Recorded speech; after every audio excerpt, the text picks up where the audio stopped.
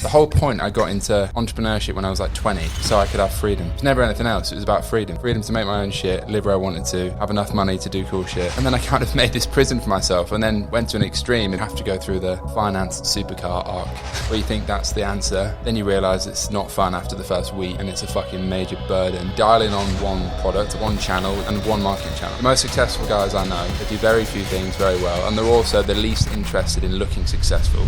Money, Twitter and D2C and e-commerce become plagued with people that are really in this hedonistic treadmill of trying to look a certain way, but there's no substance at all. It's all fluff. If I'm not at my desk, I can't be moving the needle. Because actually, if you spend 2 days away from your desk and come up with a sick idea, that could have a way bigger impact than fucking replying to more spam emails. They want a long-term contract probably because they know their service is subpar, or they're going to need a long-term contract to get paid. If you're really fucking good at what you do, you don't need a long-term contract because I'll be happy and I'll stay working with you. So what are some of the other red flags that people miss out on?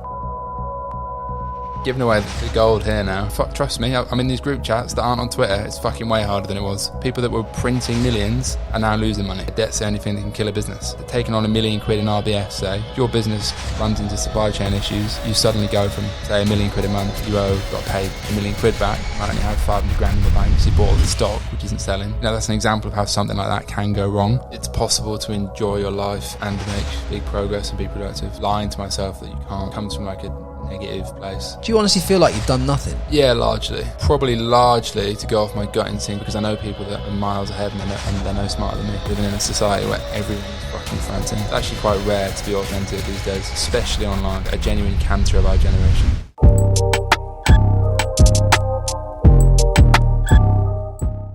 Matt Kelly, we're back.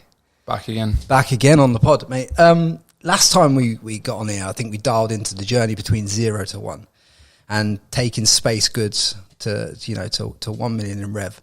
And I want to just follow on from that journey because I know so much with you has changed since those early days. And I've been following your tweets, and I was saying to you before the podcast, like all the tweets about, getting an office, getting out of an office, doing this, hiring the staff. Being bipolar founder. Yeah, having too many agencies on board. I mean, just talk to me about how you've expanded from that, 1 million revenue, 100K a month revenue. Yeah, I suppose on the first episode, I remember it because we had that clip that went viral and it was like really dramatic and I like overshared massively, but I think that's what made it a good episode about like prior to this business as well, like the previous one fucking up, then starting this. I guess it's been like a year and a half, I think that was February 23. Yeah, I think, yeah. Flat. Yeah. Yeah, I guess we've like 10x monthly revenue since then or close to it.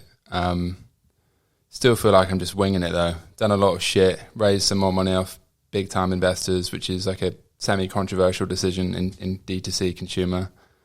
Still figuring out where I want to live. Stayed in London too long, I think. Probably 2 years too long, but definitely a year too long. But enjoying the journey of it. Have you? Would you say that's right? You've enjoyed it, or? I made a video about this like a few months ago. I think I've realised the past few years, I think I've been not allowing myself to enjoy the process, which ends up being detrimental to day to day because you don't enjoy it, but also probably get worse results. And by that I mean, I kind of thought a few months ago, that's why I went to Bali for the whole of May. I was like sat in London because the business is largely remote, which we can maybe get into because I'm in two minds about that. But I was like, why the fuck am I in London?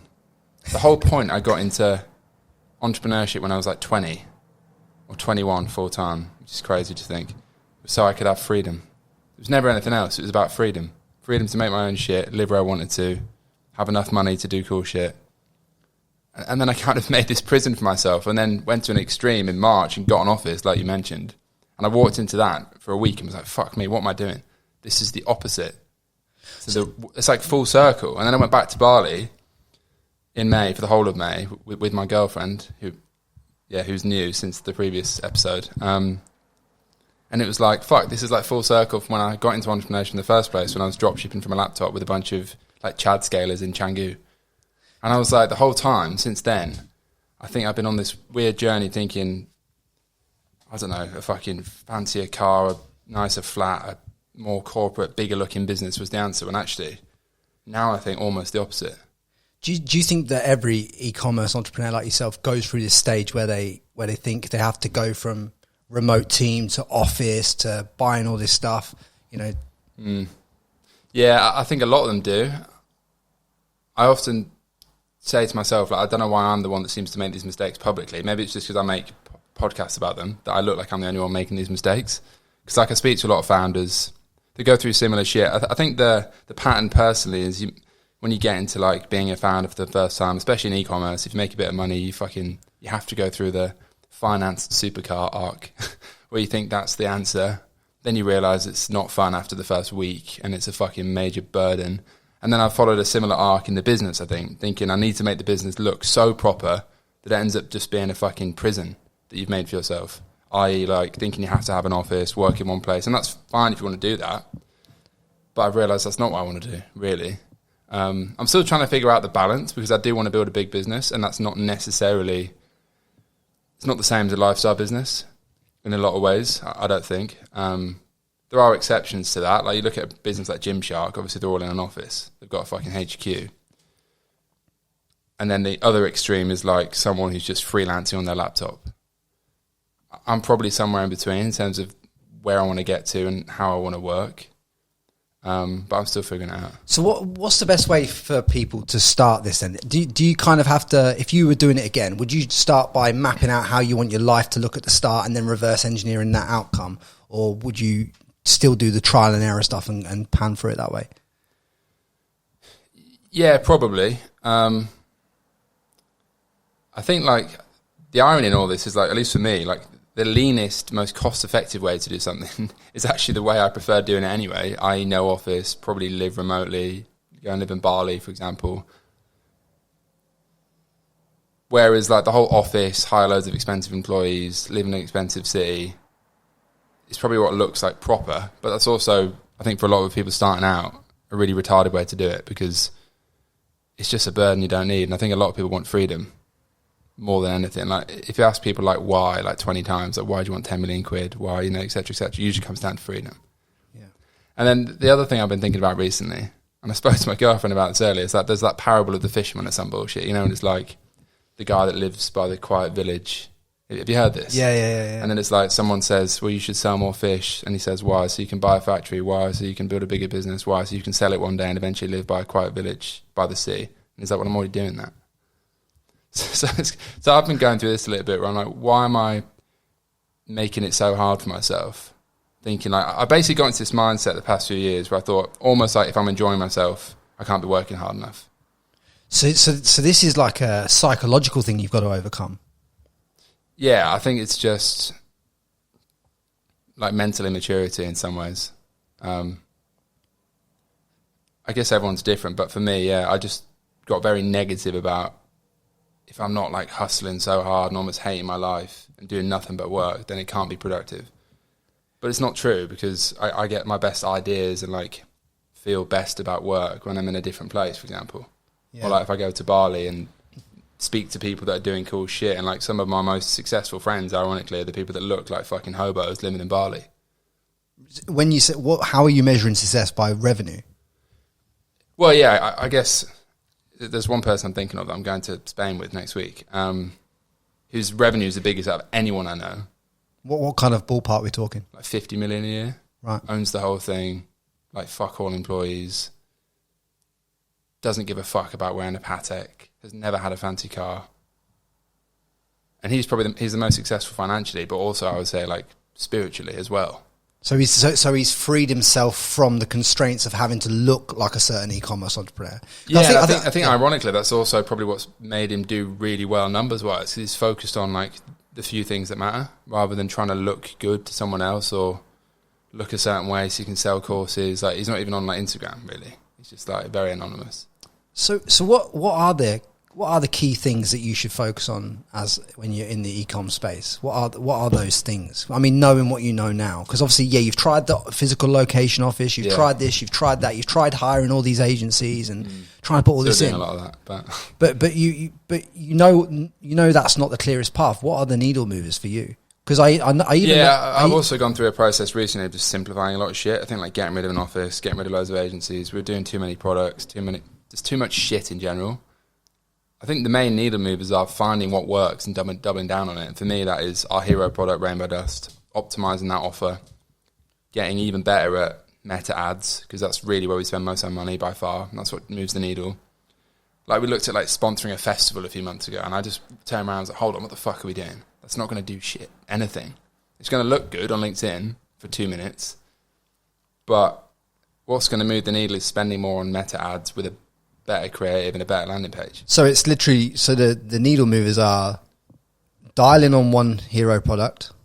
In my case, but I think generally dialing on, generally one product or sort of product, one channel, which for us is D2C, although we are doing retail on Amazon, which I think is partly a waste of time, and one marketing channel. The most successful guys I know, and there's no one that comes to mind who's been on my pod, do that. They do very few things very well, and they're also the least interested in looking successful, like in terms of the business externally, but also personally. They both look like hobos in the nicest way possible. Like clean hobos, but they're not flashing some 50 grand watch. So like you mean lot of ECOM types are. So we're talking about like black t-shirt, white t-shirt, pair of jeans, just focus on the main things rather than trying to look a certain way. And I think like money Twitter and D2C and e-commerce and like the agency space, I'd say, is even worse. It's become plagued with people that are really in this hedonistic treadmill of trying to look a certain way, but there's no substance at all. It's all fluff. And there's a few people that come to mind, which I'm not going to say, but there's a lot of them. Whereas there's countless examples, at least in my circles, of people that you would look at and think, who the fuck is that? I don't know who they are. They haven't got a big following. They don't look successful. Yeah. That are objectively way more successful financially and probably like mentally because they reckon they're happier as well. I've got a mate called Lester who's been on this podcast and he does a few million a month and he's got one picture on Instagram. Yeah. And that's the kind of people that you know are absolutely smashing it. They're not out there flashing it, rolling around, selling courses. Courses is actually a kind of red flag, wouldn't you say? Yeah, I mean, the people that make all their money from courses, which is a lot of people, or most of their money. I mean, you have one to help people, but you don't advertise it. Yeah, I should really have pushed that a lot more. I've never really promoted it, but it's pretty old now, but it's useful. But I'm not that guy I would rather sell less courses and maintain my integrity than the other way around. Yeah.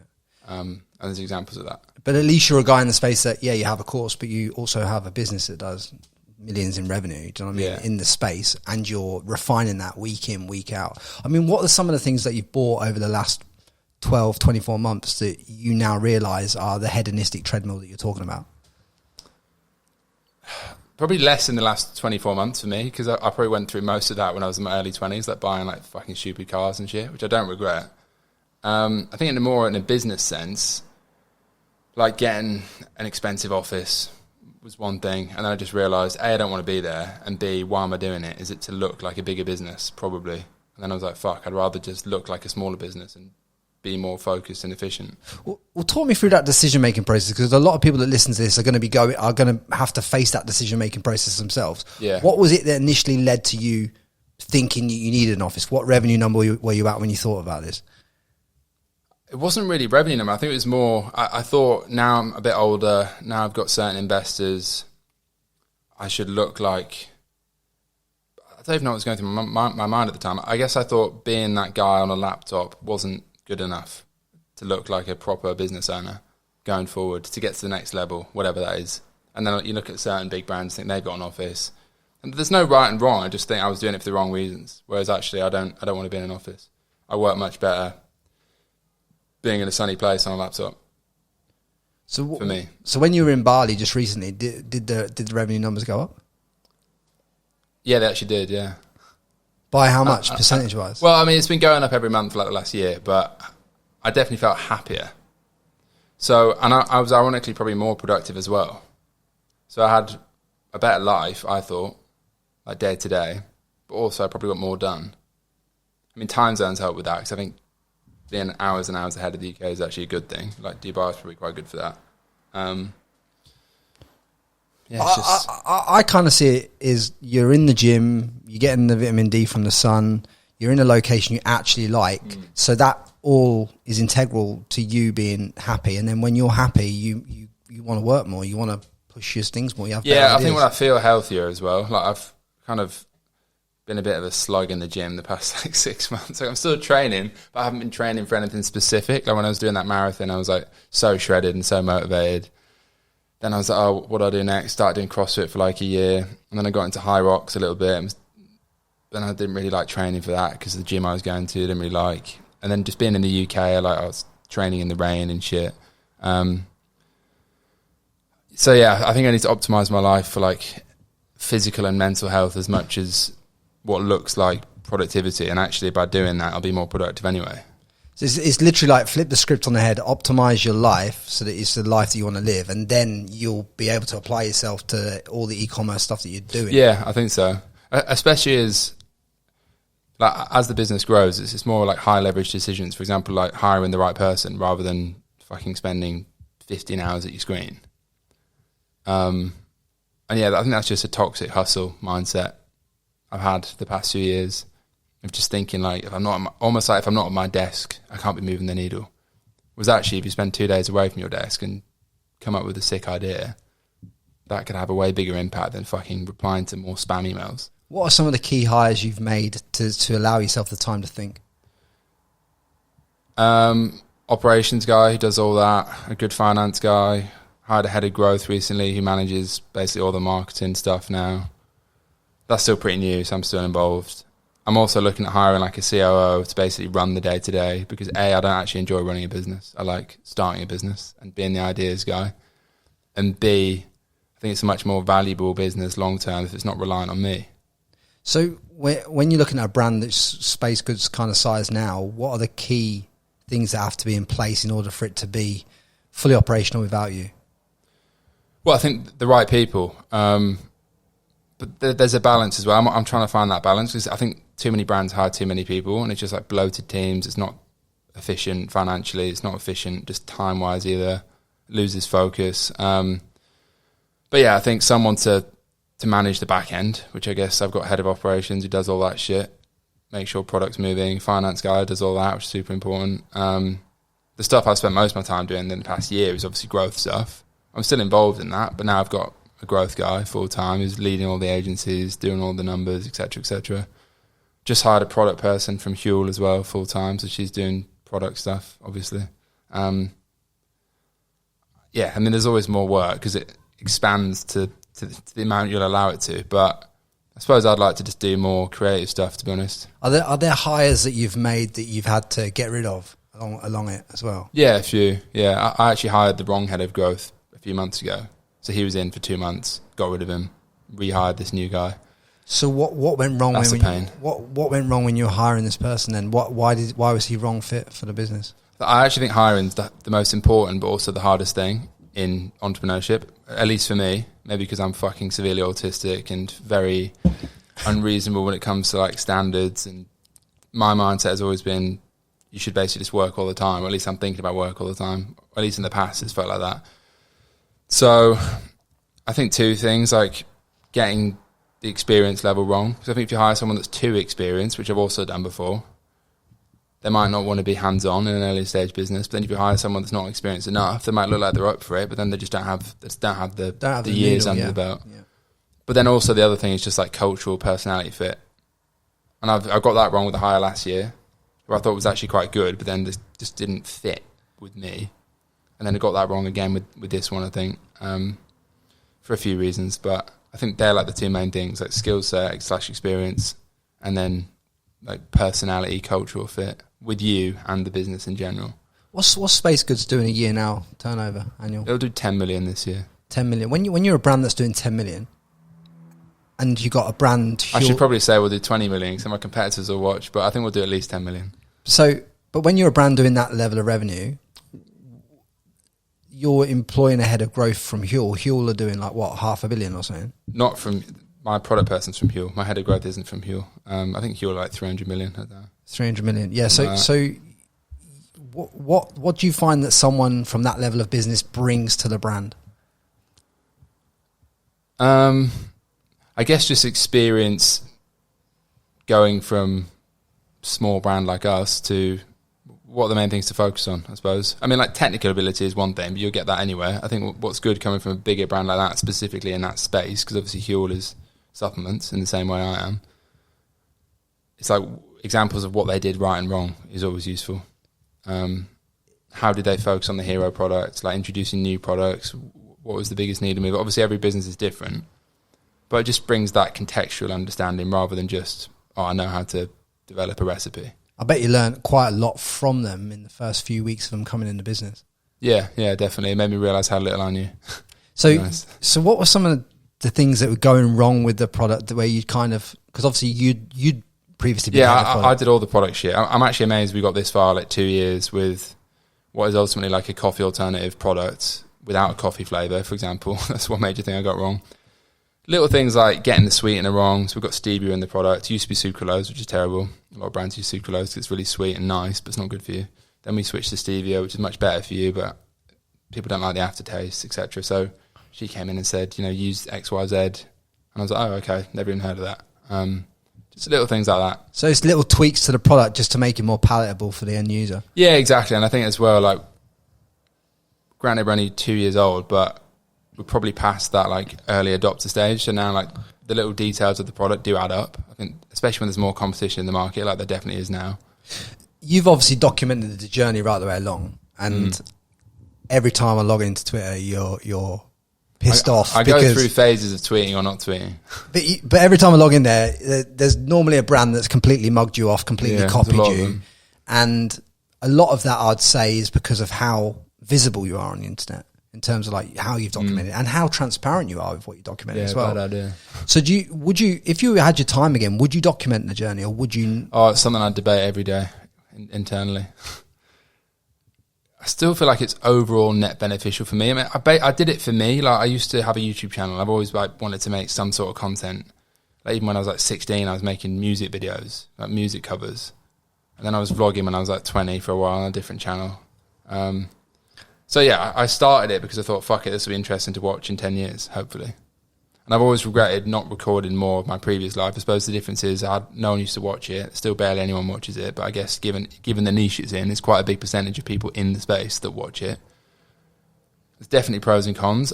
I'm at the point now where I feel like there's more cons than there were relative to the benefit. I think the upside was bigger at the start. I met some investors through it, some people that have helped me, like advisors and shit. I've met team members through it that watch the pod and they kind of bought into the vision. But now I don't really need to meet those people as much. So it helps. So it's got diminishing returns. Yeah. And then it's like, well, I mean, anyone that watches my pod / fucking empty YouTube channel can kind of tell, like, I don't put as much effort into it anymore. Obviously, don't do the stuff with the guests. Just got bored of it. And then with my videos, sometimes I think I either need to really commit to this and just scale the fuck out of it. Start just kind of ticking boxes and design it for views. But then that's not really authentic. Or the other part of me thinks, do I just go fully ghost and delete it? I think it comes down to a bit in the middle now. It comes down to, like you said earlier, about knowing which darlings to kill and which ones not to kill. Like you assessed the business, you looked at it and you thought, right, well, the hero product makes us 80% of our revenue, so why wouldn't we just concentrate on making that 1-2% better every month, because that's going to lead us to more revenue, right? Rather than because another supplementary product you launched was like a pre-workout type thing, wasn't it? No, so we've never done a pre-workout. We've got a nighttime product. That's it, yeah. And then we launched a gummy product as well. But this is the sort of shit what I'm about to say, which I do think maybe I shouldn't say this because my competitors will watch it, but I think both of those are a waste of time for me, in my opinion. Not because they haven't sold, but because it's just a distraction from the main thing. So why haven't they sold though? Is it? Are you but they have sold. I'm saying that's not because, like, we don't even run ads through either of those products and they sell consistently. But the point is, I think it dilutes the focus of the business. Right. If you focus on, obviously, some brands sell fucking everything. My protein's got probably 5,000 SKUs. But I think for me, at the stage I'm at, there's more impact to be had for nailing one thing, which is kind of coffee plus, which is what Rainbow Dust is, rather than saying, oh, we're a mushroom brand, which is a bit fluffy. I don't think mushrooms alone are mass market enough. Honestly don't. I think brands pushing that. And this, even what I'm saying now is probably the shit I shouldn't say because competitors will be like, oh, I'll do that then. But yeah, that's just my view. I've just got more and more big on focus, just simplifying shit. Just taking out all the complexity of the business. Just doing a few things very well. I think that's what the best businesses and brands do. Like, for example, this is another, I won't say his name, so he'll probably hate me if I say this. So I know a guy that is his estate, his dad's estate yesterday. He had I'll simplify the terms so no one knows what it is. He had a bread business and he sold it for 300 million quid. I'm not exaggerating. You can go Google it. The guy's been doing like 25 years, like proper old school. They literally sold 80% of their revenue as a fucking brioche bun. And they were the biggest in America, retail. That just kind of case in point. He made 300 million quid selling brioche rolls. And he just did it really well. Became basically the best in the world at it. And then the biggest food business in the world acquired them. One of the things that surprised me in certain respects, but I fully rate it, is the fact that you've not scaled into America. Not yet, no. Because you said you were concentrating solely on Europe and scaling into European markets. Yeah, for now. Yeah. Reason behind that? Yeah, a lot of people say this to me because like, most of the mates I know that are scaling big numbers, it's always America. Like, there's not many people, not many brands, I don't think, new brands with one SKU largely doing even our volume, which is still small. But in the UK, it's not that small. There's a few reasons. Firstly, I started the business in the UK. I've now got investors who are very European focused, so kind of have to be aligned there. I also think it's a much better story if I was to sell the business one day to say, well, we haven't done America yet. I'd rather be, I think it's better to, again, it's focused, but I mean, this is objectively true if you look at brands that have been acquired and so on. It's better to dominate one market, or at least, you know, one or two, like UK, Germany, than be number 5 in America. Yeah. That's the advice I've had from people that have built and sold really big businesses, not just my opinion, although it makes sense to me. Yeah, I think it's also always good to have a big thing you've not done yet as a business. So if you're looking to one day sell it, which is kind of the path I'm on now with this business, because I've got investors, it's a bit different to, you know, bootstrapping it and lifestyle businessing it where it's a cash flow vehicle. This isn't that to me now. Can you get to like $1 million a week in Europe just on one SKU in this business? $1 million a week, so 52 million a year. I mean, yeah. I think so, yeah. Yeah. How far away would that be in years or months? I don't know, it's probably 2 or 3 years away. 2 or 3 years away, yeah. That'd be a nice growth trajectory. Yeah. I think it's possible though. And what are the key markets, like Germany, Holland? Yeah, biggest in Europe. I mean, our biggest country outside the UK is Germany now. So we've got a warehouse in Germany, Netherlands, Austria, Denmark's pretty good, Spain's pretty big. Italy, France. How hard has it been getting the right 3PLs and distribution? So. Oh, that's all a shit show that no one talks about on Twitter, because most of the guys on Twitter are just dropshippers that only talk about Facebook ads. Like, the back end of the business, I think, is more, well, certainly as important as the marketing, if not more important. It's also a big headache. So how have you sorted out? Well, there's always problems. Like, for example, we moved our 3PL. We actually moved our 3PL in the first month of the business to one I used to use, who we used until 2 months ago. And then we moved and we saved loads of money. And I thought, fuck me, we should have done that 2 years ago. And now they're trying to fucking get loads of money out of us because we've signed a minimum contract, even though they haven't been meeting their own deliverables, etc. So shit like that. Yeah, but let's take it even deeper than that, because I really want to understand this 3PL thing and getting it right. So what kind of price point are you aiming per product to be able to make it work on your end? What, in terms of like the 3PL to ship stuff? Cost to ship stuff. Yeah, well, I consider like 3PL like total fulfillment costs. So pick, pack, packaging, and then actual postage. I mean, in the UK for us, it's probably like £3.50 now for an order. Yeah, it used to be like £6. Yeah, but that's come down because of volume. So what kind of volume do you have to put through them to be able to bring it down to that level? I mean, even if you're doing 100 orders a day, you can get pretty decent pricing. But obviously when you start, you're doing no orders a day. But you mentioned you bounced around different 3PLs. Is that just solely based on price per pick, pack? No, it's both. I think it's pricing and service. Like the previous guys we were using, which I won't name, but I've mentioned them before. Yeah, just service was pretty shit and the pricing was pretty shit. Yeah. So moved. But now we're stuck paying them for like 2 more years. Because I'm in some long-term contracts that we're arguing about. So people can avoid stepping into these contracts. What did you miss on the contract that? Well, I think the one thing, and I tweeted about this, I think a general rule of thumb, I think it's actually like the most valuable thing I'll say on this podcast is never, ever sign a long-term contract for anything. There's no benefit. Yeah. And almost always, the vendor that you're signing the contract with, whether it's a software provider, 3PL, supplier, whatever, they want a long-term contract probably because they know their service is subpar. or they're going to need a long-term contract to get paid. So if you're really fucking good at what you do, we don't need a long-term contract because I'll be happy and I'll stay working with you. So what are some of the other red flags that people miss out on in this game? I think probably like not shopping around enough for like suppliers, you know, just going with the first option because you've been sweet talked into something. I'm realizing now, like even with our product itself, I think we've been overpaying for it for the past 2 years because I was a bit naive in terms of what the supplier's margin was. Now I've got more insight on that. I'm thinking, fucking hell, like we're probably funding their entire business at this point because we're their biggest customer. So I don't know if they'll watch this, but hopefully if they do, I want to stay working with you, but the pricing needs to get better. So when you say like about the pricing structure, how much above the cost of goods in terms of the raw material should you pay to have it manufactured? I actually don't know the answer to that right now. Is it 30% or? I think my manufacturer's making like 30% margin on what we're doing, which to me seems high because that scale, that's like multi-six figures profit from us. And that's just for blending it? That's for making everything. So the supplier we work with, it's like finished goods. So we don't source our own ingredients. They do all that for us. How do you make sure that manufacturer doesn't work with any of your competitors? Because obviously it's tricky because there's a line here, and there's been some. We've kind of got a handshake agreement with them because we've got a light contract that will do minimum orders with them, etc. But we've also just agreed don't work with anyone that's trying to rip us off. But yeah, there's always a line with this because like.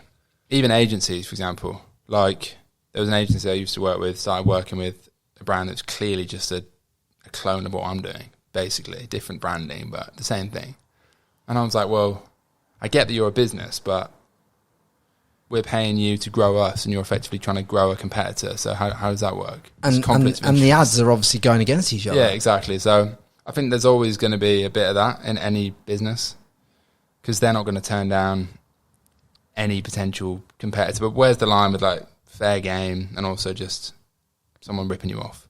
So have you got agencies for every different vertical, like, you know, a Facebook ads agency, a TikTok agency, or I've got too many agencies right now and I'm trying to trim them down. I have trimmed a few down recently. For example, I was working with a TikTok shop agency, cut them off. We're working with a creative agency. We're doing that in-house now. Walk me through why you've cut off TikTok Shop, because everyone in e-commerce is speaking about that's TikTok one Shop. good example of the whole focus thing recently. So I jumped on TikTok Shop like 2 or 3 months ago because I saw it on Twitter. Everyone was, it's so easy scaling, blah, blah, blah. I thought, new channel, great. Really, I don't think it's even for our product anyway because the price point's too high. I mean, basically we tried it, didn't work very well.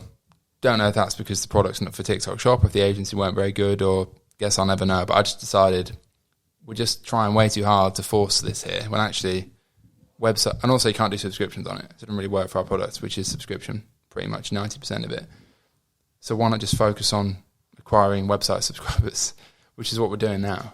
And that's working way better, largely because we're not fucking spending half the time trying to make TikTok Shop work. Quick one for you guys. This podcast is sponsored by contentremover.com. As many of you are probably aware, I set up contentremoval.com in 2017 to help people remove all forms of online content, and I've looked after some of the biggest names and brands in the world doing it, and I would love to help you if you're struggling. If you're struggling to remove images, videos, search results, fake accounts, or anything online, go to contentremover.com and we'll help you today. What's it costing you now to get a subscriber? I'll be giving away the gold here now. I mean, a decent amount, but a lot less than our lifetime value. So how long does it take you to recoup on the first sale? 2 to 3 months, usually. That's good. That's really good, isn't it? Yeah, I mean, I reckon... It's funny, someone sent me a pitch deck the other day for a brand that was in a similar space, and in their deck, they were talking about how they were going to get a £2 CAC, and I just literally laughed, because no one's getting a £2 CAC in the history of e-commerce in the past 3 years. It doesn't exist. I mean, how much more harder as it becomes a scale? Because I've also I've seen you speak about this quite a lot, saying... You don't know how, because I think you look at a lot of other brands, especially on like places like LinkedIn and Twitter, that are saying all this outrageous stuff. They've got funding, they've won this award, they've done this, they've done that. Most of it's smoke and mirrors. To be honest. So why do you think it's so much harder then? Is it just because of the cost of the ads? Yeah, I think, and I can say this because I've been in e-commerce for like 6 years now, full time, which is crazy. I should be way more successful than I am. But I've also had brands in different verticals in different times. And for example, Midnight City was one of my first proper brands. It was kind of a competitor to Danny Bike and Crafted, and obviously they've gone on to do way bigger things, whereas mine crashed and burned, and that was the previous story. But that was a much worse brand than I have now, with a much worse founder than I am now, i.e. me 5 years ago. But it was way easier to scale profitably than it is now. What did you actually scale it to? Like 5 million a year. But I only did it for 2 years until I jumped onto Neon Beach, which was the thing that brought it all down. But anyway, that was the previous episode. So yeah, and then also people I speak to, like a lot of my mates that have been on my pod and that people know I'm in circles with, like it's harder for them as well. Everyone will say it's not, but trust me, I'm in these group chats that aren't on Twitter. It's fucking way harder than it was. People that were printing millions are now losing money. There's a few examples of that, I know. But that's for a few reasons. Firstly, ad costs have gone up. Well, I guess like macro higher levels because the economy is worse than it was. Right. And it's got more competitive because more people, for countless reasons, have started e-commerce businesses, probably because they think it's easy. But at the end of the day, there's more competition, which has driven up ad costs. Obviously, COVID fucked like shipping rates, which has had knock-on effects. So like generally buying products is more expensive for pretty much everyone. And then the other thing is, especially in the UK, people have got less money. We're in a worse economy, like consumer spending's down. I don't know about America and stuff, but I think across the board, it's just a harder economy, largely because costs have gone up, generally, and spending power has gone down, which just means it's harder to make money in layman's terms. Even though you probably sell less product in Germany than you do the UK, is it a better market for you in terms of like profitability? Too soon to say. CAC is pretty similar, and given we're a UK brand, that's a good sign. The market is objectively bigger in terms of there's more people, not much bigger. I think it's 85 million versus 65 million. Less competition there, I think. So yeah, I think Europe is definitely promising. Whereas like America, there's all the big players in like mushroom coffee and shit in America. There's pros and cons to that. It's established. There's clearly demand. It clearly works at scale. But it's probably very unlikely to me to launch there and be number one, at least anytime soon. Whereas in Germany, we're probably already number one. What about these competitors that literally like rip your color scheme, rip your product, everything? Probably like even get manufactured to a sister company that manufactures your brand. Yeah. Have you seen any of them successfully scale to decent numbers? Yeah, I think like competition and then like copycats, there's like levels of them, right? Because like competition, brand like Dirty, for example, I respect them as a competitor. I think we're similar scale from what I know. I still want to beat them, but they're not doing anything wrong. And the same way I'm not copying what they're doing. So it's a mutual respect, and that's just legitimate business competition. Then there's this is my fucking OCD, putting them into categories, trying to organise everything. Then there's the ones that are like, they're not explicitly stealing anything, but it's clearly just like they've looked at my brand and gone, let's do our version. And there's a few of those I can think of. Two of those I can think of. I know for a fact that people watch my podcast because I've spoken to them in DMs before. And that shit just annoys me because, like, for fuck's sake, this is the downside of putting content out. Because they'll have literally watched me since day one. They've seen me scale it. They've seen the followers go up, all the listings go up, the fucking article about fundraising. So I must be doing something right. And then they've launched a brand, which I've seen. And it's not called SpaceGoods. It's not pink and purple, but it's fucking different name. Same products, basically. Two-tone packaging. Yeah, that sort of stuff. And like the website's clearly been modelled on mine. Can't really do anything about that, but it's just annoying. It's just like, fuck's sake. And they're the sort of people I just think are never going to do that well. And then there's obviously like the full-on scam ones. The one I saw like last week, which is literally using my images. So it's clearly a scam. They're ripping our ads and running them in ad library. I called this guy out on Twitter. Don't know if he'll watch this, fucking scam artist. The irony with him, and it said, I don't know him, but we found out who the founder was. He's got in his bio like CEO lifestyle. It's just the definition of cap artist, fraudster. Like there's so many of these people don't realise. And yeah, I messaged him and he replied to me saying, it's fair game, what are you going to do? He was like, your product's made in China, which A, it's not. And then he referred to an Alibaba link saying, you just got this from China. I was like, no, China is stealing my images. You know you're doing something right in a category when your product ends up on Alibaba as like a reference.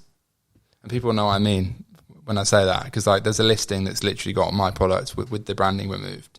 So they'd obviously gone to that supplier. And yeah, anyway, it's just, that's like obviously crossing a line. But even then, is it worth doing anything about? Because it's not really worth the headache of trying to sue them or anything. So in that case, you just send them an email with a lawyer copied in, which is what I did. And they did take the images down. It's really hard in the e-com game, because obviously I know this because I own contentremoval.com, and I speak to people like Danny Buck, who was copied by a brand called I've seen that. Mason. They used to copy my shit as well. I was blocked from them because when he posted that, I looked at it. Yeah, so proper bad scam artist. That was a young lad, I think, in Amsterdam that copied that brand. And then I've seen it with Davey Fogarty as well, with what he's doing with the hoodie, where he'll get like the hoodieaustralia.com will pop up and people will fake that. And it really does damage your brand and put your ad costs up when someone's running competitive ads that are the same against yours. Yeah, it's fucked. I mean, that is like objectively, it's illegal, isn't it? It's copyright infringement. Like, and it's just, I'm not even sure if in those cases they're planning on shipping the products. I know Danny said it was a complete no-ship scam. So I wonder what the case was with the one that's ripping me off. Well, actually, I don't think it was a no ship. I think it was a long ship because it's Chinese dropshipping. So I think it was obviously like that 15-day shipping from there, or the e-packet kind of, you know, where it takes 8 days to get there. E-packet, classic. So it's that's how they were doing it. So obviously people weren't getting it as fast as they used to getting it from a brand like Crafted. But it was completely like naughty how they're doing it. But I was trying to explain to Danny, like, if you go and sue them, you'll find that there's no money in the company anyway, because the company's a pass-through. If you get into that, because someone said to me, just DMCA them, and then my instant thought was, yeah, but they'll probably do the same back. And then there's a risk of me getting done for stealing their stuff. You just get into this, it's not worth the headache, unless they're doing real volume, which these guys didn't seem to be. So now they've changed the images. I still think they're ripping some of our ads, but I just can't be bothered to deal with it. How do you work out if they're doing real volume or not? I mean, I know there's some spy tools that you can use, but how do you actually work out the true volume? I guess, like, have they got any following on Instagram? What's the volume of ads in the ad library? I actually don't know the best answer to that, but that'd be how I'd look at it. Let's Are you seeing their ads yourself, for example? I want to dive into this agency thing, because this really interests me, because I've watched you talk about this at scale for at least 18 months, and not on the weekly. I'm going to get cancelled by some agencies. Not on the weekly. You're talking about agencies, but you do mention that you've got a lot of agencies. So firstly, what is a lot of agencies, and what categories do you have those agencies in? Yeah, I think most recently I was working with 7 agencies. So let me see if I can list them all. Meta, Creative, Google, Amazon, Retail, TikTok Shop, and then a data agency. That's 7. And obviously I'm thinking that the ad agency, the Meta ads agency, is the most critical part of that. But what are the other critical parts of that you couldn't do without? Yeah, so I mean, one example would be like, this retail agency has been pretty good, because I know nothing about retail. At least I didn't. So like, I couldn't have done it myself. And then even hiring someone, I wouldn't have known what good looked like. So I just hired an agency to run it. So these are the ones that help you get into places like Holland. Yeah, like run the listings. I'm at the point now where I'm not even sure they're doing a great job, to be honest. But that's a good example of where an agency, I think, is useful, is to get something done quickly by people that clearly know what they're doing, and you just don't have to deal with it. It's just like definition of outsourcing it. Something like Amazon is a bit debatable, because it's not a massive channel for us. Could probably almost just get my operations guy to do it. Probably paying a premium to have an agency run it. Are you a bit disappointed in what Amazon's done for your business? Yeah, I mean, well, this is an interesting one. Like, Amazon's been flat for like a year, whereas D2C has scaled like 3x. I think partly because our offer is better on the website. So that's probably the biggest reason. So it's a better offer and a better price if you buy it on the website compared to Amazon. Can you offer subscriptions on Amazon? Yeah, but it's not the same. Like, you can't do like the starter kit where it changes in the second month, which is what we do on the website, which is typical for D2C. So now I'm like, and then also Amazon looks good in isolation. Like, you spend 100 quid on ads, you do $3,000 in revenue, for example, which is, you never get that on D2C. At least I won't. But it's taking eyeballs from Instagram. It's not like people are organically buying it from Amazon. They're ultimately seeing your Instagram ads and going to Amazon because it's more convenient for them.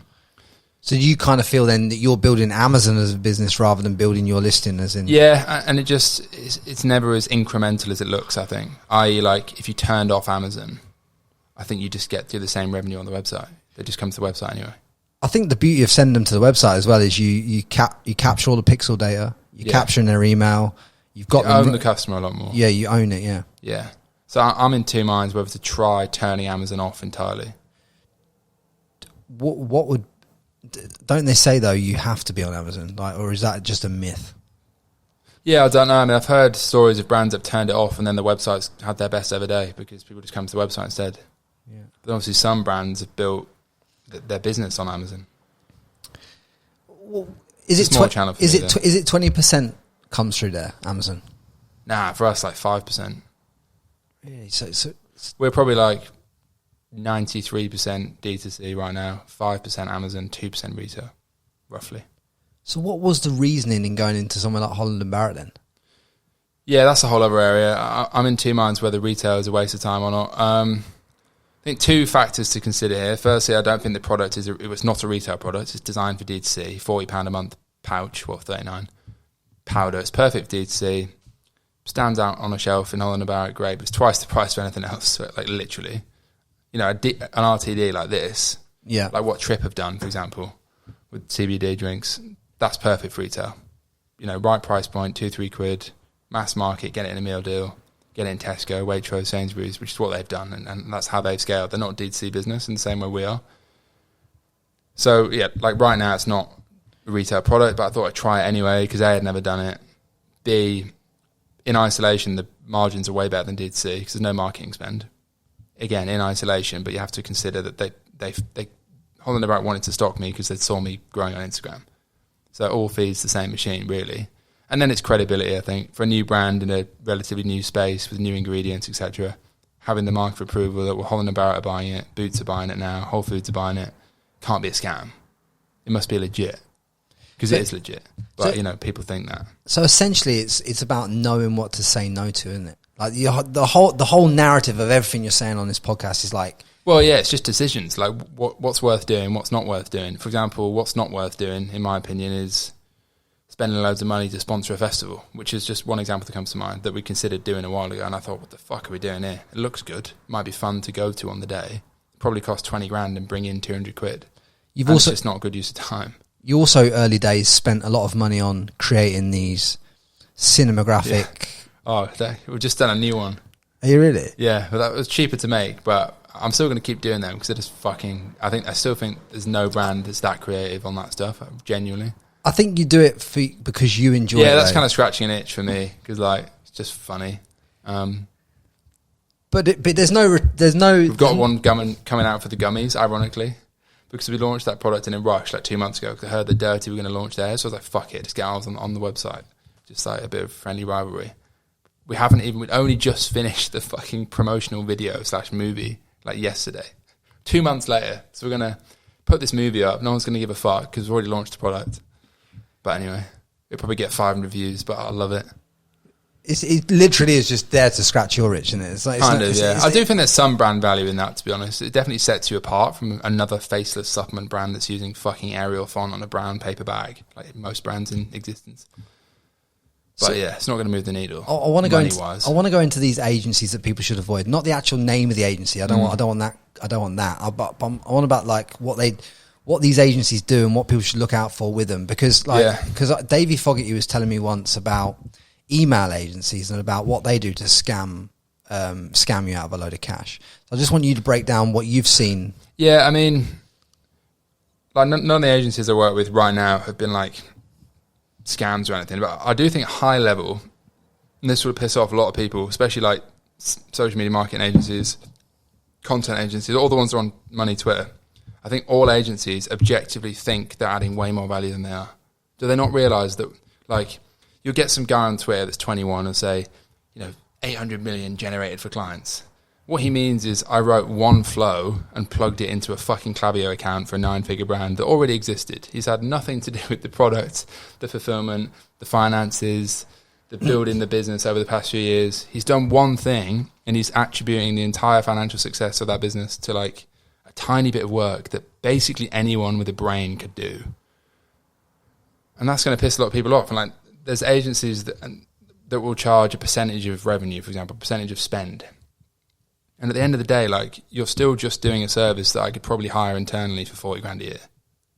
So, and that's why I think agencies work best with smaller brands, because I'm already at that point now with some agencies where the fee is based on scale, and now the scale's gone up. It's like, at what point does it not make sense to pay an agency X amount of money? Because I can hire someone really fucking good full time for less money.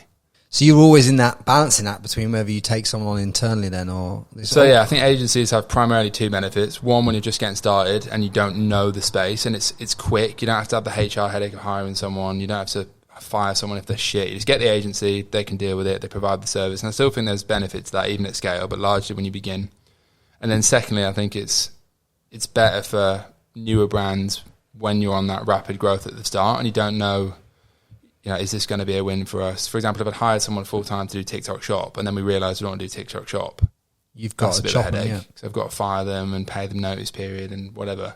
Whereas an agency is like 1 week notice, done. So there's pros and cons. I'm debating with my growth guy now whether we should stay working with performance marketing agencies. I think right now we actually should, because there's benefit. A, because I like working with the ones working right now. If they're watching this, that is true. I'm not just saying it. But B, because I think there's benefit with certain things for not having someone internal, i.e. media buying. I think an agency is better because they see other accounts. They know if there's a macro issue. They know if it's just your account. They know if, some new fucking technology in the ad accounts, like ASC, AI shit or whatever, if that's working or not. And yeah, there's obviously really big businesses, some that use agencies a lot, some that don't. It just depends what you want to do as well, I guess, long term, and what's most cost effective. Because I think at scale, agencies become way less cost effective because they'll want a percentage rather than just paying a salary. What kind of scale are you talking about on a monthly revenue type thing? What, in terms of when it makes sense? Yeah, what point doesn't it make sense for a brand? I think it's more about how much you pay in the agency. For example, I don't think it makes sense to be working with a meta agency if you're paying them more than like 10 grand a month, really, because you could hire someone shit hot for 78k a year full time, and they could probably do other shit as well. Especially like us, we're paying someone to run Meta and someone to run Google. I could hire someone, like I say, for 80k, who's probably really fucking good to manage both channels. The downside to that is obviously the risk of getting someone that's not as good as the agency. You have the HR headache of hiring someone properly rather than just an agency, which is way more flexible usually. And then obviously, benefit of having eyes on multiple accounts, multiple people in the agency rather than just one person. Yeah, I mean, it basically comes down to cost versus output. Like what's most cost effective, but also what gets the best results. And you have to figure that out. When you're employing all these remote people that you're employing, are you only employing them in certain areas so you're all on the same time zone? This is no, because right now my team, we're like 9 full-time plus agencies, so it's too much. I actually think we could be way leaner. We're still pretty lean, but I think we could be leaner. And it's a mix between people that are in the UK, mainly London, versus people that are in, like, I've got Germany, Dubai, one's in fucking Hong Kong, one's in Spain. So how do you hold... I think, that is difficult. I think time zone... I think if you're going to run a remote business, ideally everyone needs to work to the same time zone. Otherwise, you're going to miss out on communication. Yeah, because I couldn't imagine trying to run, Hong Kong, Dubai, and this and that. And you might have your Facebook guy in Hong Kong, and then you have your Google guy in Dubai, and they don't line up. So now you've got a problem because, say, one ad channel goes down, now the other guy doesn't know for another 6 hours. And you might want to put more spend on that. People can make it work, but I think, generally, I always say this to people I work with, like, even if you're not in the same time zone, work to the same time zone. I.e., like, if you're in Bali, like I was in May, I worked to UK hours as well as in the morning because I was ahead of time, but like I was working till like 1 a.m. because that's the only way I can stay up to date with shit. Yeah. How are you looking to remove yourself even more? Because you're saying about leaning it out. Like, shouldn't you be scared? Well, I think leaning out relative to revenue. So like, as we'll grow, we'll need more people, but I'd still rather like the percentage of revenue on people was probably less, even though it's not that high now. But I still think like being super lean as a business is never a bad thing. So what are you looking for? That golden number of £1 million per employee type thing? Yeah, I think that's a good general benchmark. I've heard other brands. I heard one guy, like, I was at dinner the other night, which was part of the Operators Pod. I don't know if you know that. That's like a 9-figure. People might know that. Then Moyes Ali was meant to be there, who's the founder of Native. And someone mentioned he didn't show up in the end. I was annoyed. I wanted to meet him. They said he was famous for having 3 million per year per person, which is like the most insane ratio ever in any business, probably. And then I guess just like percentage of revenue on people as well, because that's another way of looking at the same thing. Can you do like a hybrid thing where you have employees, but they're on commission as well in terms of like, you know, for hitting certain targets? Yeah, I've never done that. I've heard people doing that, like very bonus-led, incentivized. I think that could work for performance stuff. But yeah, I haven't figured that out myself. Because it would almost be worth bringing in the shit out ads guy and then putting him on a split in terms of that, rather than having these agencies. Yeah, definitely. Because what I know you said you got 7. What's the cost on agencies per month for a brand like this? Total cost. Well, I think right now, like on people, we're probably spending like 65 grand a month. And on agencies? No, that's including agencies, to be fair. Yeah. That's like the most recent number, roughly, which is probably me oversharing, but yeah. But and you're at 7 agencies at the moment. Like, what are the other niches where you think, like, is an email agency worth it for a lot of brands, or is that something that should be done in house? Yeah, I mean, we actually still use an agency for that. It's one thing that I'd probably be looking to bring in house pretty soon, because I don't think email alone is a full-time job, but retention alone definitely is. So like managing email, SMS, I don't know, like optimizing subscription cancellations, that sort of shit. I think that could be a good full-time role for someone like pretty junior. What are the things that you've done to increase not only the subscription rate, but also retaining and keeping those clients on board? Like, what are some of the things? Yeah, I mean, that's like the holy grail in like a consumable business. The first thing with subscriptions is we used to be like 20% on subscription on first order. Now we're like 90%. That's for one reason, because we started doing the starter kit thing, where you're basically incentivized to subscribe, which is what most brands do, to be honest, like Athletic Greens, Fuel, etc. So that works very well. Retention, the main thing is the product and flavors. So we used to just have chocolate, then we launched vanilla, and I'm amazed we spent 2 years without a coffee flavor, given we're coffee alternative / upgrade. Then we launched coffee flavor, that instantly improved retention, because flavor is one of the biggest reasons people would cancel. Right, so it's about having one hero product but multiple flavors. Yeah, well, that's how I view it now. So how many more flavors are you going to stack in the next? I feel like 4 or 5 would be optimum. Yeah, we have 3 now. I mean, in America, you see brands like JB Coffee have like fucking 25 flavors. It's quite an American thing to do, I think. But I think for me, like 4 or 5 would be optimum. Yeah, and when you add in those extra flavors, this is all gold that all my copycats are going to start doing. But when you add in all those extra flavors, how much percentage-wise do you think that's going to increase the retention? Because you must have kind of have an idea about that. Geez, I couldn't tell off the top of my head, but definitely has a big impact, because if someone doesn't like chocolate, they're not going to buy the product. Well, when you started, if we just have chocolate. But when you started, you had 1 flavor, yeah, right? And then you added 2. What was the improved retention rate when you added? I should know my numbers better. I mean, probably 20% improvement. So when you added the 3rd flavor, what was the difference between the retention on adding the 3rd? Maybe another 10%. I think it's obviously scale. The impact scales down as you have more shit. Yeah, but you're talking about it like 10%'s a lot. That's a lot. Yeah, I mean, like one of the main things we track is like LTV to CAC. So I've got like a guy that does data exports every week, every month. And how important has it been to have a guy specifically just looking at the data? Like, what is it that you missed before you had the data guy? I didn't know anything about fucking really retention, to be honest, especially because I come from a business that wasn't focused on that, you know, selling jewelry, selling neon lights. It was just first order profit. Whereas now it's about acquiring subscribers, retaining them. It's more like a Huel style business rather than a Crafted or something. One time I saw you completely change the website overnight, and I couldn't for the life of me figure out why you did that. Because just hear me out, and you tell me why, because you must have a reason why. But I would have thought that you'd have tested the headline, tested the button, tested the colours, tested all we these just things. did a complete web redesign like I don't know, 9 months ago or something. But did that massively increase? No, it fucking ruined performance for like 2 months, which is quite funny. Now it's a lot better and everything I do is incremental. We've done a lot of work and conversion rate. But yeah, at the time, I think that was just like an ego thing. I wanted a website that looked better. It was meant to be, it was based on data, but I've heard this many times that when you launch a completely new website design, it just will fuck you. Just because of the... no matter how expensive the website was, it just won't work because people are used to seeing a certain type. I think it fucks up your pixel tracking a little bit or whatever. It just doesn't help. How much percentage are we talking about it dropping off here? Like 20%? I don't know. I think when we did it, it probably went from 2% conversion to 1.5 or something. It's pretty significant.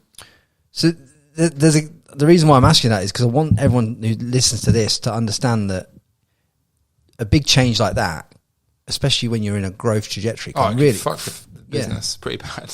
Yeah, but then it came back. So what are some of the other mistakes similar to that have been made where you've gone, oh, well, hang on a minute, I'm not doing that again? Trying to think, there's probably quite a lot. I mean, I don't know if you meant specifically on the website, but like one hilariously retarded one I did was we launched a new flavour. Well, we launched a vanilla flavour, which isn't a vegan product, has milk in it, skim milk, which is kind of controversial. We're looking at changing it. But the idea there was I wanted to cater for people that like milk and people like in coffee like milk, etc. We just fucked up the packaging design and we launched it with the packaging saying it was vegan. So that was probably one of the more problematic ones. I had trading standards reaching out to me, like the fucking ASA. Obviously, it wasn't intentional. But someone accused us of intentionally lying to vegans that our product was vegan when it has milk in it. Obviously, we didn't do that on purpose. It was just a packaging misprint. I signed off packaging that said vegan on it because that was the default and just forgot to get rid of it. But I've known brands. That's quite a funny one. I've known brands that have done similar things though, Matt. Yeah. But how have you got found out about it so quickly? Because I have theories about this. We've had a few run-ins with like trading standards and like ASA and stuff. I honestly, part of me thinks that might be a side effect of doing the pod. You get malicious competitors. So that you think the competitors are looking for the details and reporting you. And it's inevitable that will happen at scale. Like I've got a big fat insurance policy for when that gets worse. Because at the end of the day, here's the thing, like I've seen brands scale to 2 million a month with certain products and had it mislabeled and not been hit by trading standards as quick as what you have. Yeah, that's funny because I thought the same when I get emails from these guys. I'm always very polite to them, but I do say, like, I do think, yes, seems odd because we're not a very big business, really. Yeah, but it literally, you think it is competition? I think it could be, and maybe even saying that will attract more of it, but... Yeah, I don't know. At the end of the day, if you don't do anything intentionally wrong, it'll never like end badly, but it's just annoying. How are you keeping yourself aligned though? Because obviously you must have some goals and some visions for yourself and some framework set up to keep yourself dialed in on the journey. Because I remember talking to you in the early days and before we did the first podcast, and you were hyped about it because you're creating something new and this, that, and the other. And eventually with you, I see it kind of dies down a little bit and you get a little bit more like... Yeah, it's funny. I watched my own YouTube back 2 years ago and see the kind of spark from my eyes has gone. But why? Well, I think firstly, any new thing has a honeymoon phase. It's just a fact. Like you're not going to be as excited day to day about the thing you launched 2 years ago as you were when you first started it. I think that's just reality. And then it just gets harder. It goes from being really fun to just, running a business, which is 90% not that fun and quite boring. So essentially you've identified that you love the creative pursuit of the business and everything else then that you do should be outsourced to other people. Yeah, and that's why I'm seriously looking at bringing in like an experienced exec to like run the day to day. And that won't be a quick find, but yeah, that's what I want to do. And then you'll just literally, but here's the thing, the creative part of the business isn't that designing new products, new SKUs and this and the other, which you're not doing because you're dialed into one SKU. Yeah, but also like new ways to market the same thing, new ways to improve the brand, the packaging, improve the product, launching new countries, different formats, thinking about retail, all this shit. But there's a lot of things you can do even if it looks like there's one product. When we dialed in on the last podcast, I don't know whether it was on or off the podcast, we were talking about some of the hacking viral growth that you were going to potentially execute. Some things about, getting people out there interviewing on the street, taste tests, this, that, and the other. Have you run any of that kind of stuff to... Yeah, like we've got a massive inflatable mushroom that says "fuck coffee, drink mushrooms," which is probably quite controversial. So we've done a lot of like TikTok-y stuff, kind of moving away from that now because all the stuff that goes viral is talking about psychedelics, right? Which we're not, and also doesn't look very good when you've got investors that, you know, have got big LPs and stuff, and can't really be talking about Class A drugs when we're not a magic mushroom business. Obviously, the brand kind of lends itself to that visually. And also, to be honest, I think a lot of that stuff, you'll get 5 million views on TikTok and it won't drive anything. Yeah. Again, it's just like fluff. Some of it's worthwhile, but I still definitely haven't nailed viral marketing organically. I just haven't. I remember you talking to me about one of your goals, I think, was to get 10 million in the bank when you exited this business or at a certain point during the business. I vaguely remember you saying that as a number. But how much? Obviously, you've been raising capital for this right the way along from early days, haven't you? And taking on investors, raising capital. I mean, how much has that diluted you in the business and made it longer for you to achieve this goal that you have? Well, I'd say it's made it way quicker for me to achieve that goal I've got. A, because the business can grow way quicker and become more valuable way quicker. But B, I'm now surrounded with people that have been involved in growing businesses to 500 million, let alone 10 million. So my main investor is called 5 Seasons Ventures. They've done businesses like Butternut Box. That sold to General Atlantic last year for I think it was like $800 million. Y Food, Nestle, 400 million. Just Spices was a retail brand, like 200 million. They've got other brands in their portfolio like this, who do the vegan meat. They'll probably sell for hundreds of millions. It's like a massive category leader. Dash Water, which is RTDs like this.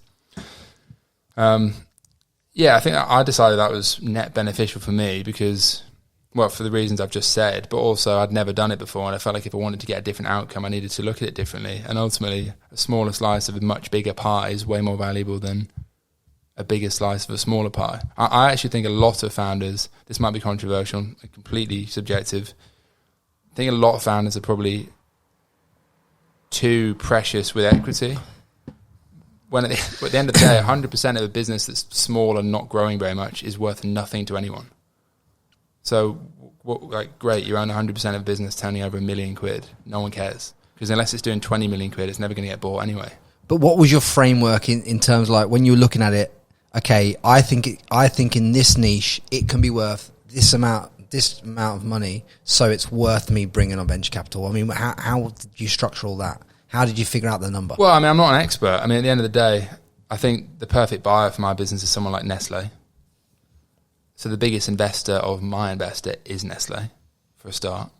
Right. So I don't know if I should even say that. I don't know if that's public knowledge, but I know that.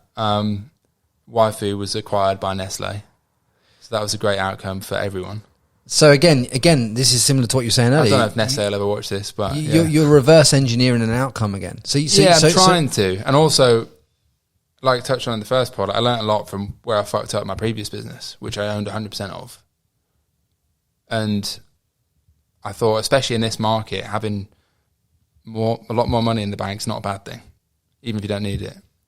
And having advice and access to very smart people, which you do get from having the right investors, as much as a lot of people on Twitter will say it's all bollocks, you definitely do. It's different to speaking to your mate who's 25 versus speaking to the fucking founder of a fund who's done, 50 plus deals over his life. They know how to build businesses. At least some of them do. And also this sort of business lends itself more to stuff like venture capital, in my opinion, than something like a jewelry business. Because the category is very fast growth. It's very investable in terms of it's the sort of thing consumer investors are looking for: subscription, high margin, new category leader, this, that and the other, which Midnight City or Neon Beach wouldn't have really ticked those boxes.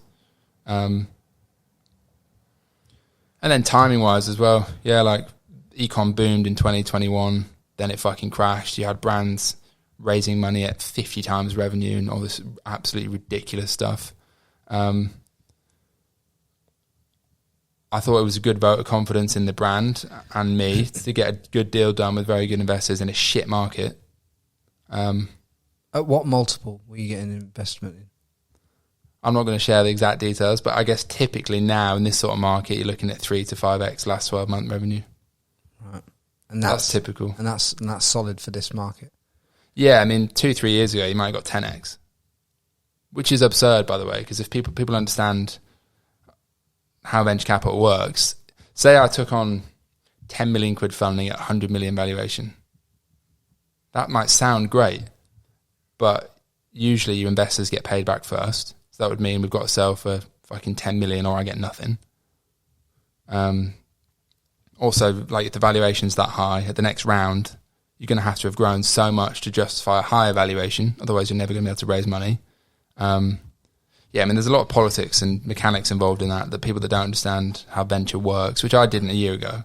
But let's talk about structure, because how are you structuring the company? Do you have like an IP company, holding company, all of that stuff, and then you sell? It's just a UK limited company. And do you have A and B shares in it, and kind of have different, so you can remain in control of certain aspects of the business? Yeah, there is a bit of that, and that's what doesn't happen with angel investors and does happen with venture capital investors. Yeah, because I want you to break this down. It's a whole world that's really interesting. I'm definitely not an expert, but I knew nothing about this a year ago, and now I know a lot about it. Yeah, I really want to dive into this, because I don't know if I can be quoted though, because I don't know what I'm talking about really. But I want to break it down, give people more insight, because there's a lot of people that listen to this that will have a brand that is ready for investment, but doesn't know how to obtain it. I can certainly share what I've learned and what I've seen. Well, I want to understand how you've viewed it, how you know that they're the right investors to be on board, and also how you've engineered a deal so that the structure at the back end is right, so you don't lose control of the company and don't go and fuck yourself. Because there's a lot in that I've seen. Well, I don't know. I could end up fucking myself. Hasn't happened yet. but there must give us the insight. Well, I mean, in basic terms, there's kind of two types of investors: either angel investors, really, or there's funds that invest. Angel investors are a lot more simple. So a few of my mates invested in the brand because they felt sorry for me. The previous business went tits up. I thought there's no harm in having someone like Jimmy put money in, gives more cash in the bank, which, like I said, isn't a bad thing, even if you don't need it. And it's advice. Yeah, it felt like a win-win. So that's usually pretty simple. They'll fucking invest money. They'll get X amount of equity. Done. And for the audience, Jimmy owns Hairburst. So he's a great. So people like that are typically good angel investors. You know, they've got a lot of liquid capital. They've done something similar to what you're trying to do. They might have often sold a business or done very well with their own business. And yeah, I mean, there's fucking loads of angel investors out there. It's not. I probably make it sound very easy to raise from them. It's not. Obviously, you've got to have credibility, good business, usually have a decent network, etc. But yeah, that's one thing. Raising from funds, which is, you know, a company that has, well, it's effectively a business that invests in businesses, right? So they raise their own fund. For example, I think 5 Seasons' latest fund was like 200 million euros. So they've got a pot of money and they'll invest in different brands, which is obviously their portfolio. I suppose the difference is they've got a lot more leverage than an angel investor does. It's a way bigger amount of money. It's a lot more equity. But also the right investors will have the intention to invest more in the future if you decide that's right. So at this point, when you take on a fund, does everybody all the angel investors and yourself get diluted when they invest? Yeah. So everyone has. So the angel investors have to. Do they get a vote on whether this comes in as well as? Yeah, they do, but because I own the vast majority, it doesn't really matter technically. Right. They don't have to agree. So any angel investor with a brain understands that. Let's call it. Say they owned 1%. The valuation was 2 million, just for easy maths. So the fucking shares are worth 20 grand. Now they own 0.8%, but the valuation's 10 million. Yeah. So the shares were worth 20 grand, they're now worth 80 grand. They've been diluted, but they've 4x'd. Right. So still, that's a win for both people. Right. So when people hear dilution, they think, oh, it's a bad thing. Well, no, it's now just a slightly smaller slice of a much bigger pie.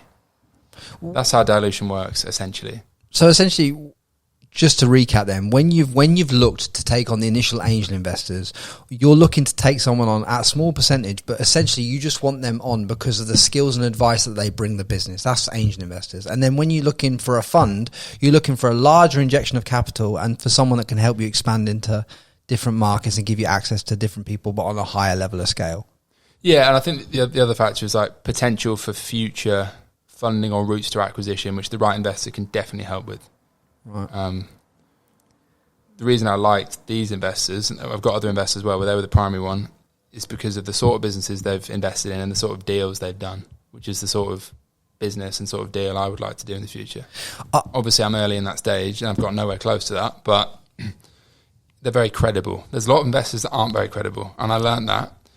I learned that by speaking to a lot of them and speaking to a lot of people and founders who raised money from other funds and had good and bad and in between experiences. And it's a whole world in itself. I think it's a fascinating world. There's not much, at least that I've seen, in terms of like podcasts, YouTube content on it, because most people talk about meta ads. They're not talking about raising from VCs in the consumer space. It's a bit more niche and there's less of it. But there's quite a few brands out there that are raising so much money and they look all glossy and profitable on like LinkedIn and all that kind of stuff. You've dived into this a little bit. Yeah, there's a lot of those. Yeah, that raise a lot of capital from these things, but aren't making any money, right? Yeah, there's a lot of examples, particularly like 2020, 2021, of that being going very wrong. Like Allbirds is one example. They went public, fucking shoe brand, raised hundreds of millions. Now it's worth like less than it was when they started. That's an extreme example.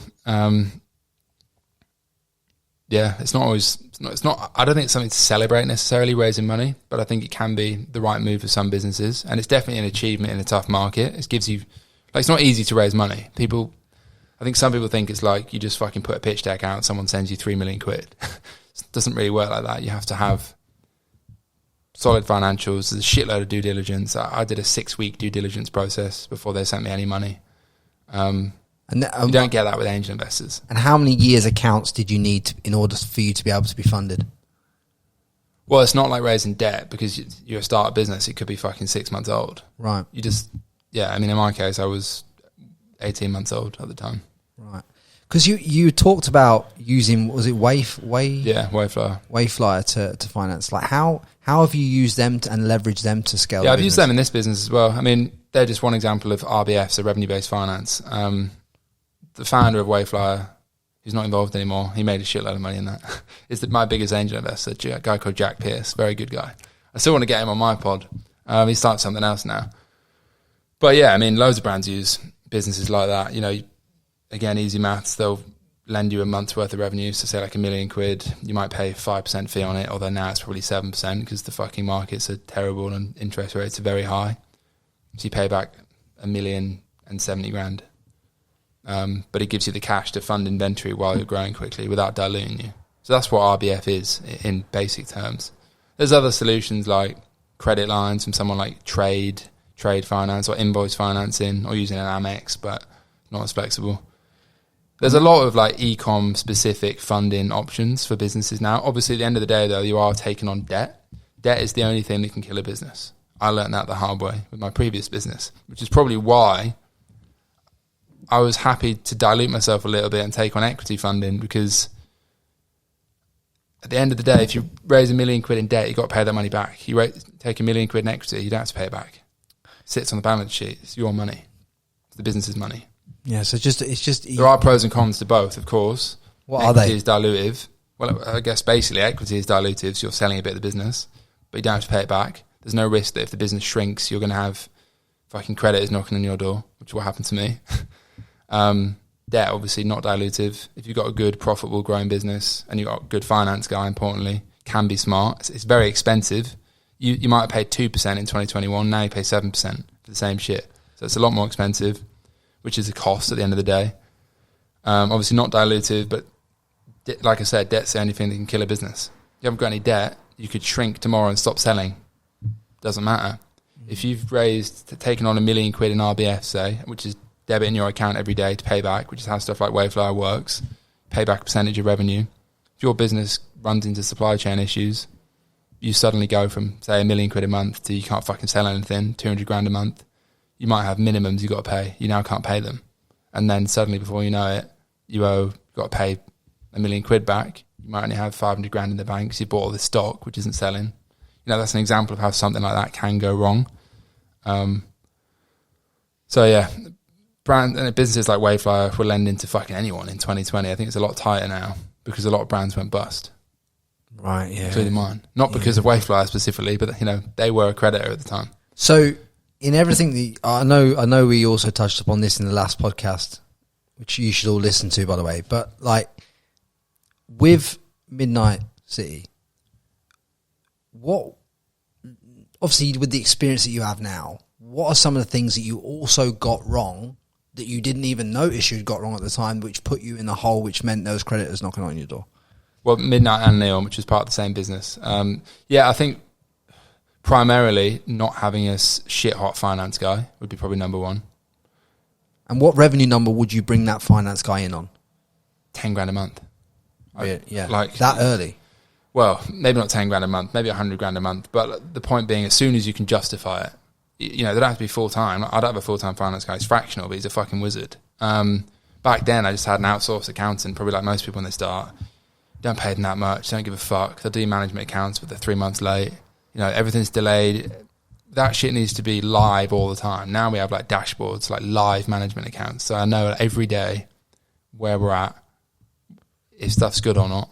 So essentially, because of the data that you're tracking with cash balances and what you've got, you're not at a point where you think you've got all this money, but really when you look at the bank account, there's no money in there. Because I know a lot of businesses, because of how much money they're spending on bringing product in before they sell it. Yeah, I also think a lot of businesses grow too quick because like an inexperienced way to look at things would be like, oh, we're profitable and growing, so therefore we're fine. You could be profitable and growing and run out of money because you run out of cash, because you bought too much stock, because you've got, I don't know, fucking retailers that haven't paid you, depending on what the business is, because you've over leveraged with fucking short-term debt because you wanted more cash in to buy stock to fund growth, etc. And that's pretty typical with fashion brands because we've got so many SKUs and sizes and returns are pretty high. Basically there's so many ways you can get killed financially, even if your business looks good on the surface. What's Reece doing at Mandavar though that makes him so much more profitable than other fashion brands? Oh, I don't know. All I can say about him is he's clearly a fucking genius and runs a very good business. But I don't know that business. I don't know him. I know he's fucking infamous now on Twitter for the Goldie posts and shit. Yeah, clearly doing something right though. I mean, from the outside looking in, I just think he just breaks every single rule in the book in terms of like how he moves. He's just 100% better than everyone else. Like it's not even close. Yeah, I mean, brands that obviously represent have fucking blown up as well. Who else? Like, is it Arnie? I think they're fucking scaling to fuck. I read they were doing like 80 million and they're like 3 years old. Do you look at other, I mean, even though they might not be in the same niche, do you look to learn off these brands? Like what have you learned off these people like Represents, the Mandavars? Like what are you seeing from? Oh, I mean, those guys are on a completely different level to me, like day and night. I'll say that. I understand, but like, do you see anything that they're doing, like any of these 1% moves, and think, well, look, we can't put it directly in the business. Yeah, but to be honest, the things I learned from brands like that, and I follow both those guys, is they've been doing it 10 years. Right. Not been doing it 2 years. So it's time. Yeah, I think Represent, I mean, this might not be fully accurate, but I think I read they were doing 8 million in 2020, then it was like fucking 20, then 50, then 100. So like, but they spent like 7 years below 10 million. So it can be pretty exponential, I think, for good businesses. It's not going to happen overnight. I think the problem is, and my problem is, you can pay yourself to people and want it to happen overnight, whereas it doesn't. Now it's probably happening a bit quicker in this brand because obviously I've done stuff before, so it's kind of the compounding effects of previous businesses. I'm not like starting from scratch. I'm starting from experience. Yeah. So it's a bit different in that sense. But I also think just product. Those guys really focus on product, whereas a lot of kind of dropship, Chad Scaler mindset sort of guys on Money Twitter and stuff, it's all about marketing. Where actually you cannot outmarket a bad product. We can temporarily, but not long term. So just to recap then, if you started again tomorrow, you'd focus on one hero product with multiple SKUs of flavors. Ideally, like limited focused product range, because it's not necessarily one if you're in like fashion or something, but I'd keep it simple. Yeah. And you'd scale one channel only. Probably, yeah. To start with, definitely. You'd use minimal agencies as possible to get yourself the desired results. So because you're running one channel, you're not going to be running Meta ads and Google. You're going to just run Meta, right? Yeah, or maybe a freelancer instead of agencies, but I'll just keep it lean and focused would be like the general message. And what So what are you doing to re-energize yourself and kind of get yourself calibrated now then? Because like, I know that you're not happy in London. I see it in your eyes. Like you even though it's sunny outside. Fucking like witch I met in Bali basically said that. You saw a clairvoyant? I don't know if she branded herself as that. I'd never seen anyone like this before. Okay, 30-second story. My mate was like, go see this masseuse. She's like a... happy ended. Yeah, it wasn't one of those in this case. She was like a reflexologist. I was like, what the fuck's this? Basically, anyway, I get there. She's like, it's not a normal massage, but I'm going to kind of read you. She didn't know me. She didn't even know my name at the time. She starts like pressing my foot. She like finds like a sore point, energy. And then basically she fucking like knew everything about me. Like long story short, she knew everything about me. One of the things she said was, I think you need to leave London. You've been there too long. You need like your energy's off, like all this shit. And I was a bit like, oh, it's woo-woo bollocks. But she fucking knew everything about me. It was scary. Go into this more, because an hour-long session. Go into this more, because there's more to this. That you've just flown by that. Like, give me some insights. What did she know? Because I believe in this stuff, because I've seen it. Yeah, it was kind of mad, to be fair. I mean, Bali's like the typical place to do something like that, right? All the spiritual people. But yeah, I mean, like she knew that I had a twin brother. She knew that I was from up north. She didn't know the city name, but she knew it was far from where I am now. She knew that I'd been here like 5 years. She knew I had a relatively new business and a pretty new relationship. She knew that I used to be into running and I'd kind of tapered off, but actually my mental health had deteriorated along with that because exercise was really good for me. She knew that I thrived in the sun. She knew that I should move somewhere with more sun. She knew that I missed my gran who died 6.5 years ago. Like, fucking loads of shit. Yeah.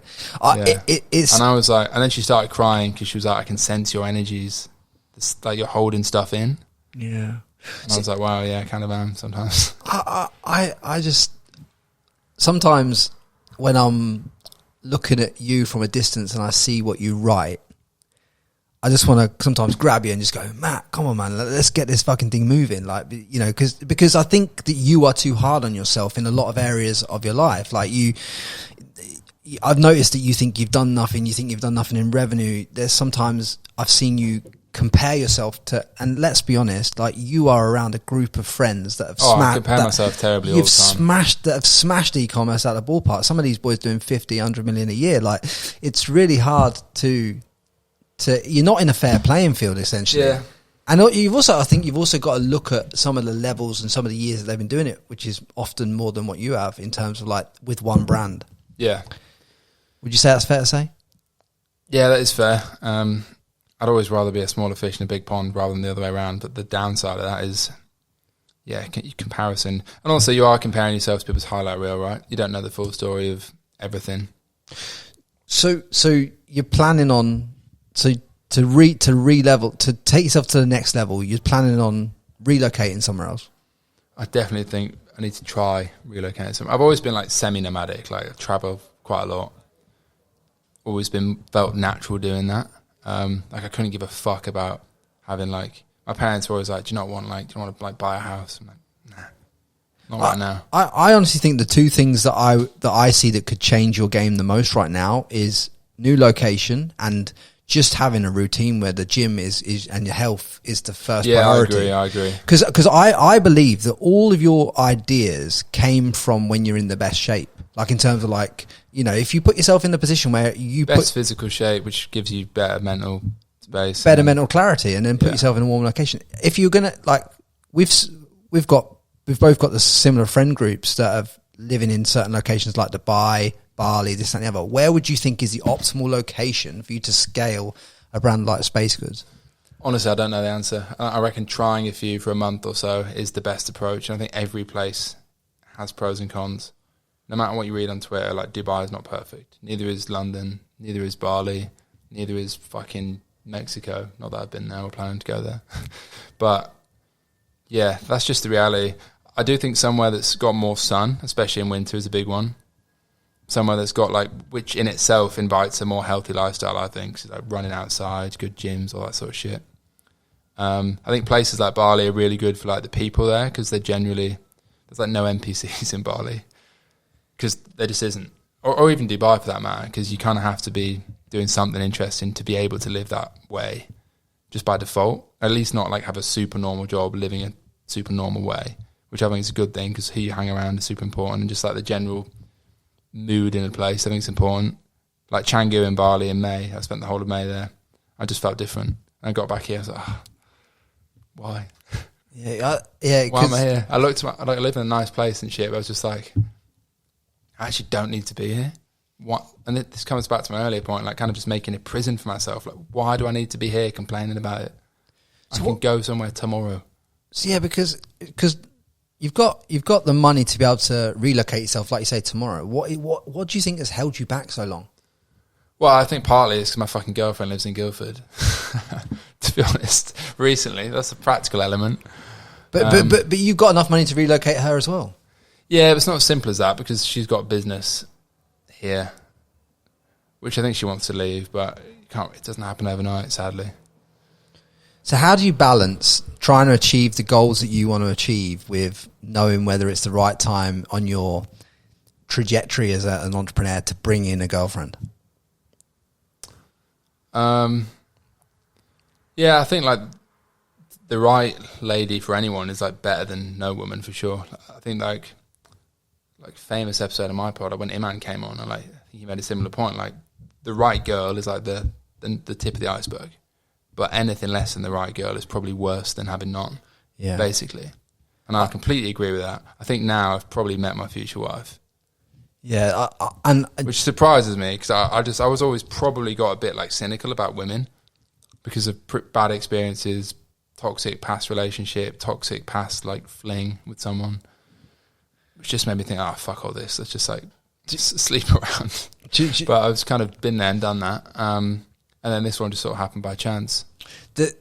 You talk about the sleeping around thing. That gets real old real quick. Yeah, it does. And I think there's a lot of like red-pilled guys on Twitter that have just convinced themselves that, or basically, to paraphrase, all women are horrible hookers and no one's loyal. I think that's just a reflection of the guy, to be honest. It's a reflection of a lack of love of self as well. Yeah, it actually is. And it's just a reflection of like, you find what you focus on. And if you're fucking in those circles in Dubai, for example, which I'm not saying the whole of Dubai is like that, but it's pretty prominent,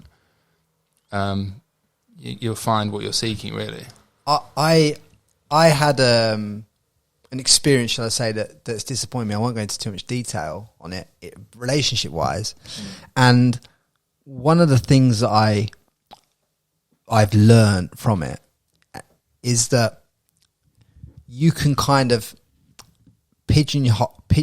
try and convince yourself that a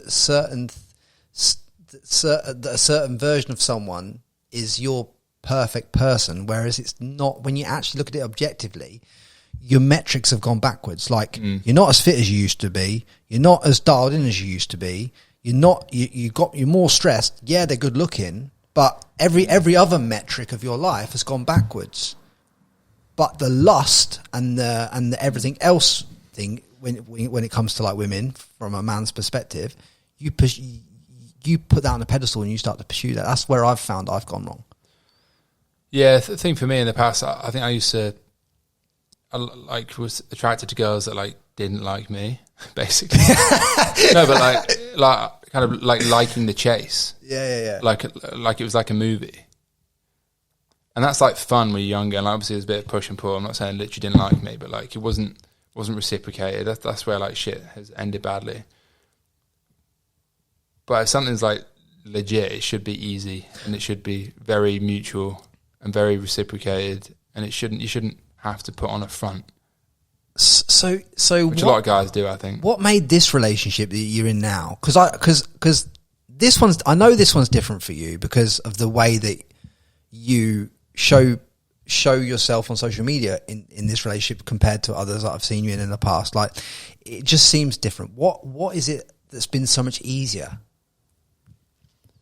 I think just being a genuinely good match and having genuinely similar views on things. Yeah. So like similar worldview, like politically, similar kind of background in a way.